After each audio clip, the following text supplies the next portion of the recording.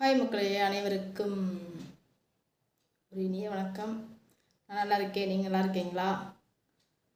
அதாவது தலைப்பு பார்த்துருப்பீங்க. திருச்செந்தூரில் போய் நம்ம என்ன தப்பு செய்யக்கூடாதுங்கிறத தலைப்பை பார்த்துருப்பீங்க.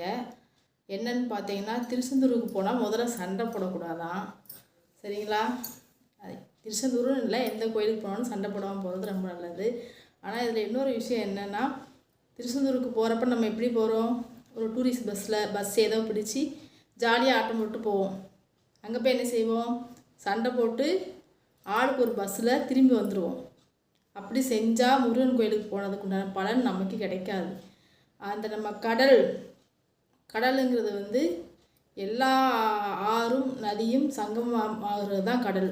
இப்போ அந்த கடலில் எந்தெந்த நதி சங்கமாக ஆகிருக்கு, நர்மதாவா யமுனையா அப்படிங்கிறது நமக்கு தெரியாது.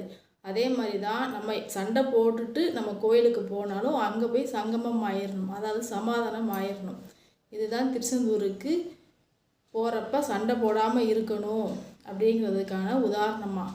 அங்கே போய் சண்டை போடாமல் சாமி கும்பிட்டு வாங்க, அப்போ தான் உங்களுக்கு எல்லா பலனும் கிடைக்கும்.